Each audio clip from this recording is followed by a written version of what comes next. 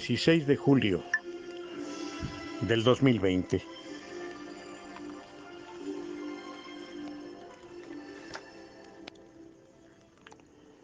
Era una hembra pizarra gris de 8 o 9 años, con una bola en su ala tan grande que no podía elevarse más de un pie en el aire. Kordsmith dijo recientemente: aún puedo ver a Tist parado allí con una camisa de trabajo, la cabeza doblada, mirando hacia abajo, lo que estaba bien, porque de otra manera se hubiera golpeado con las tejas del techo. Él no hubiera vendido esa paloma ni por todo el oro del mundo hasta la semana anterior. Ahora que no había desaparecido la bola, ya no estaba tan seguro. Al final, la tentación de 15 billetes azules de a 100 francos belgas fue demasiado para un hombre trabajador. El regateo duró más de una hora. De todos modos, Tits se quitó su gorra y pasó sus dedos entre sus cabellos. Su frente y sus mejillas estaban húmedas de sudor. Esta paloma era hija de Raustert. Años después, Kordsmith dijo que le recordaba lo que Marten de Rode, presidente de la Rotterdam Unión, dijo a Coedam, quien era un sastre de damas parecido a un levantador de pesas. La conversación tuvo lugar un día muy cálido entre Lieja y Kortrijk. Nunca en mi vida he visto a un sastre sudar como tú. ¿No has gastado tu fuerza? La cosa más pesada que levantas son las faldas de las señoras. Tist, sin embargo, tenía otras cosas en que ocupar su mente. Tomó la paloma y la colocó en una caja vacía de margarina y contó el dinero escrupulosamente, de acuerdo con la costumbre. El suegro Henry hubiera hecho lo mismo, al igual que Luis. Eran gente muy seria en todo lo que hacían. La hembra pizarra era una paloma de la misma clase que una que vi después en el lote del viejo Ferdinand Bertels de Turhout, el lugar de donde era Rode. Él era hijo de Blaue 48 y Schoenlicht, probablemente el mejor par que nunca han tenido los Jansen. La primera venta. Unos años después de 1945, los Jansen organizaron una venta de palomas en la puerta de su casa en la calle de la escuela. Creo que esa fue la primera y la última venta que hicieron. La estrecha calle estaba abarrotada de gente. Algunos habían llegado en carros grandes y lujosos, como de Smet, de Gramont y Charles van der Est, de Osten. Eso muestra qué tan solicitadas eran esas aves por los criadores expertos, ya que en aquellos tiempos Van Gie y Fabry también estaban entre los espectadores. El gran paso, entre comillas, ya se había dado en Holanda.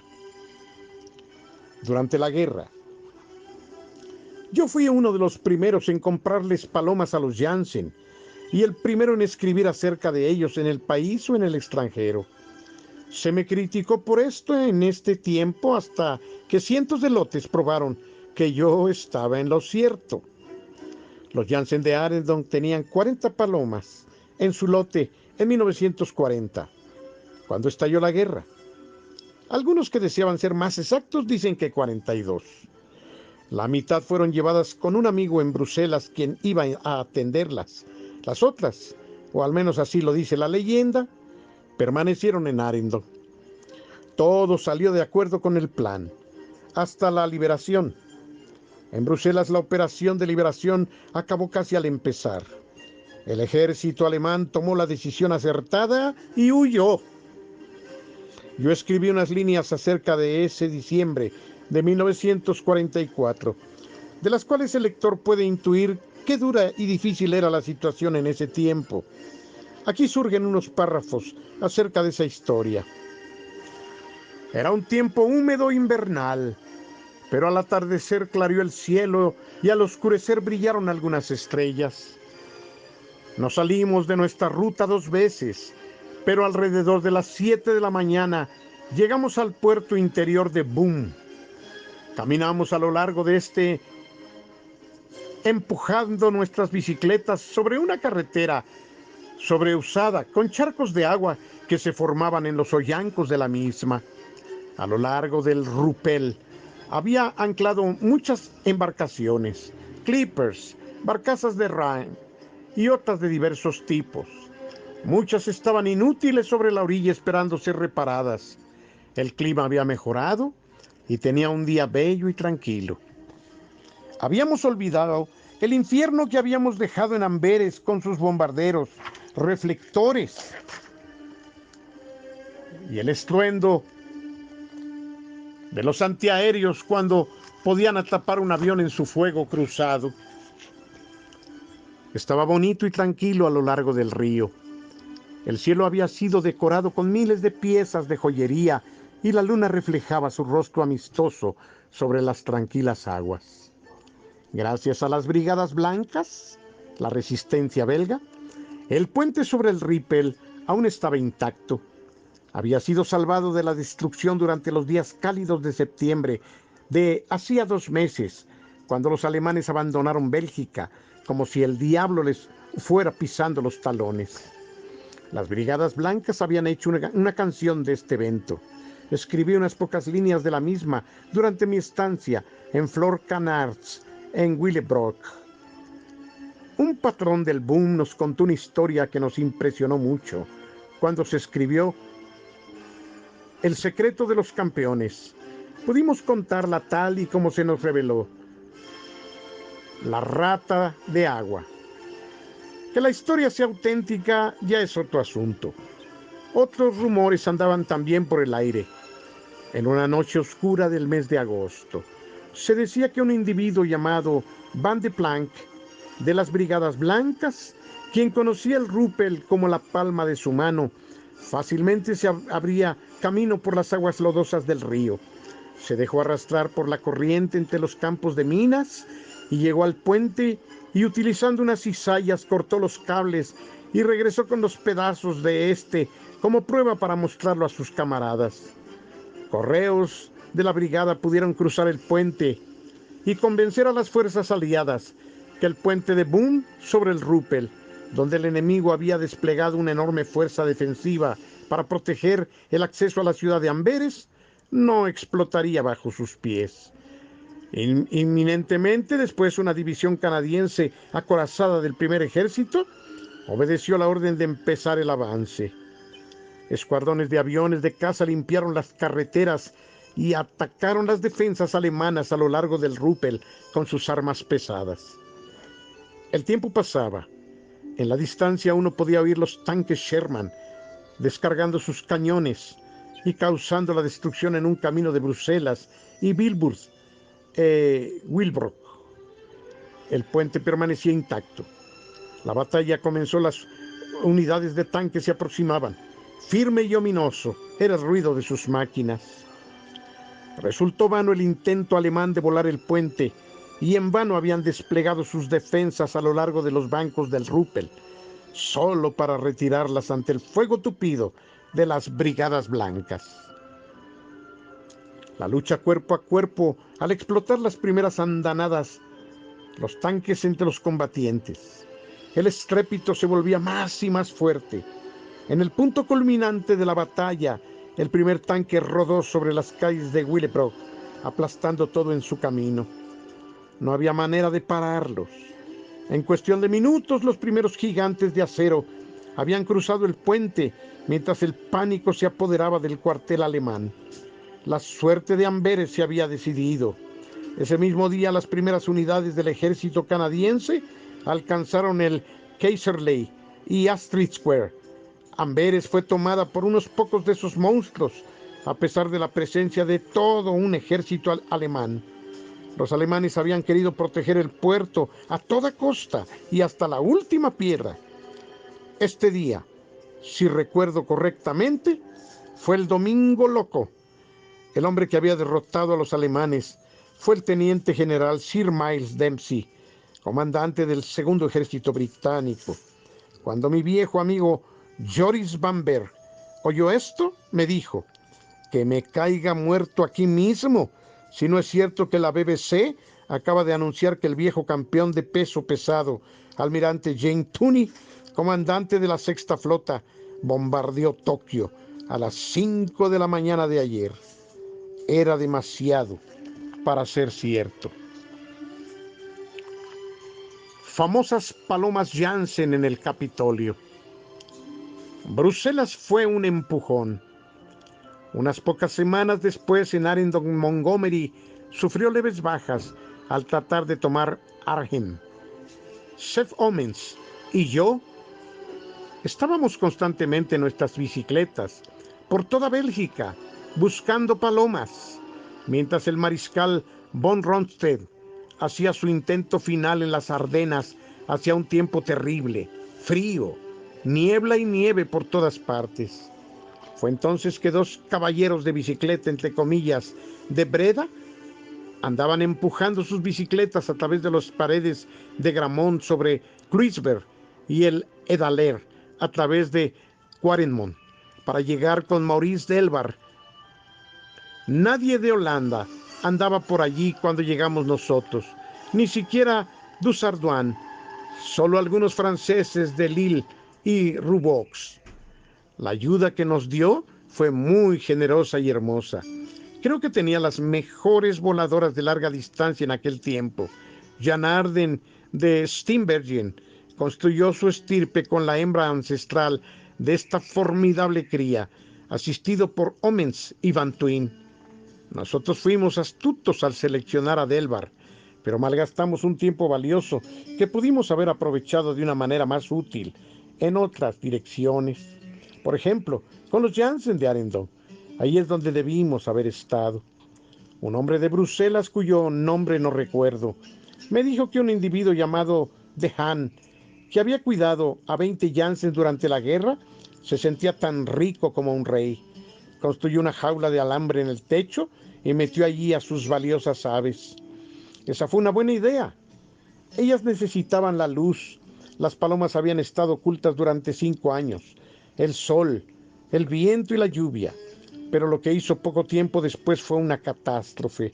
En su entusiasmo, la soltó en un día soleado para nunca más volver a ver ni una pluma, habiéndolas perdido a todas en un momento.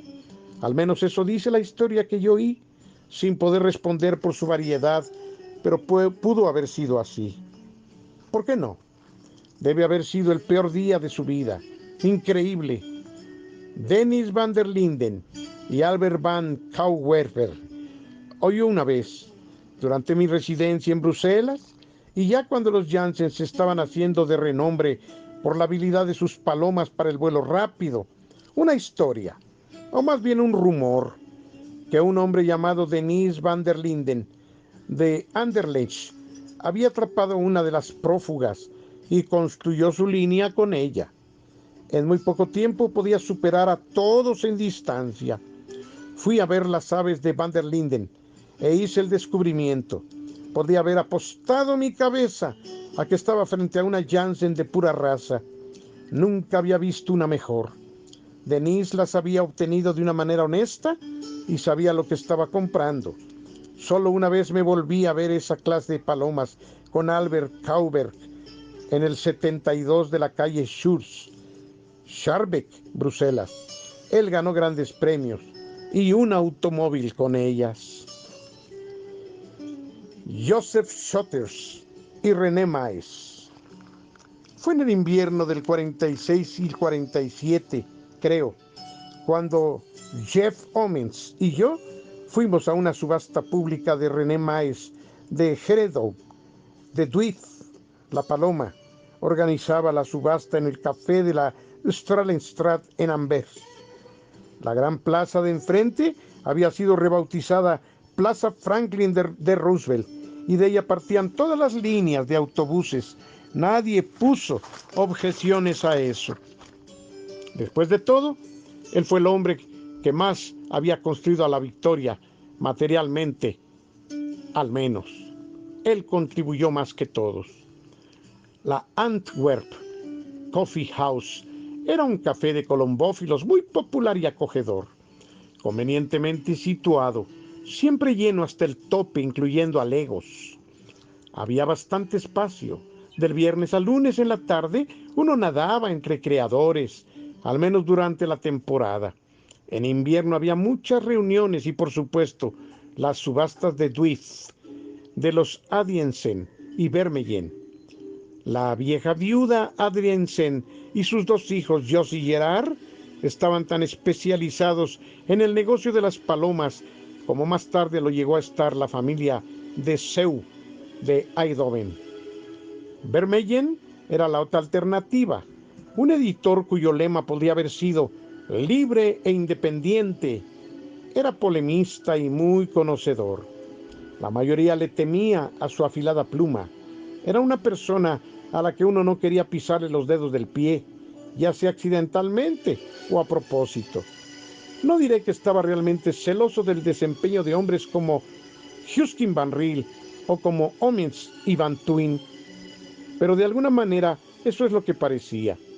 El 45 le hizo una visita a Haddick en Breda. En esa ocasión nos contó de las buenas palomas que estaban criándose en Herendon en los 30. Los hombres que mencionó fueron los de Schotters y René Maes. La fuerza de las palomas Kempik.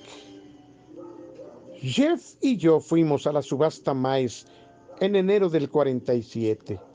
Si recuerdo correctamente, he olvidado la vista exacta de ventas, pero sé que no era una barata con precio promedio de 3,000 francos el ejemplar. Los que nos gustaron resultaron ser de los más caros. Uno estaba en 14 guilders.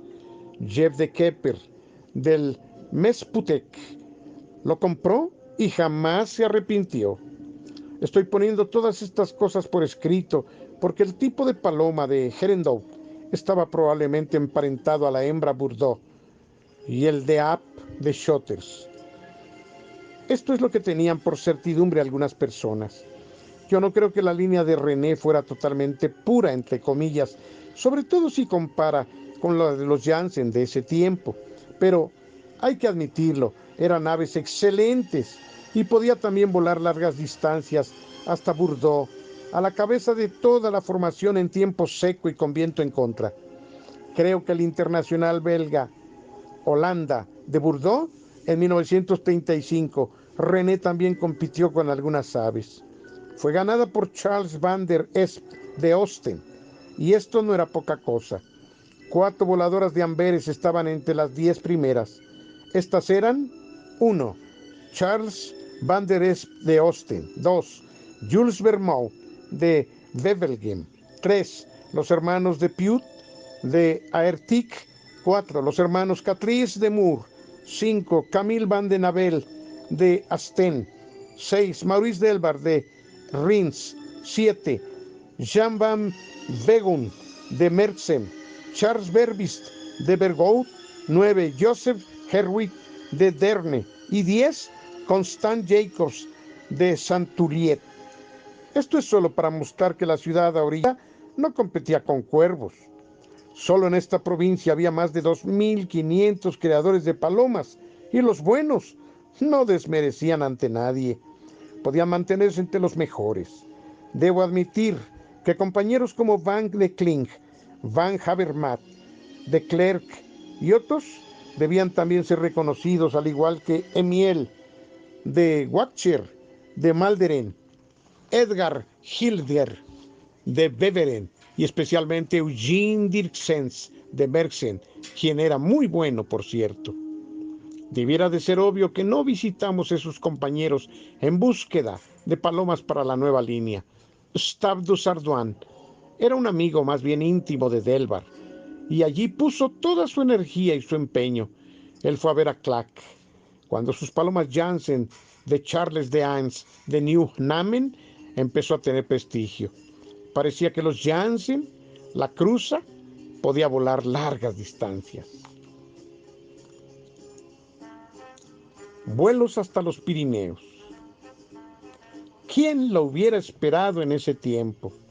En el invierno 51-52, mis problemas con Van Twin en el terreno personal habían llegado a tal punto que rompimos las relaciones.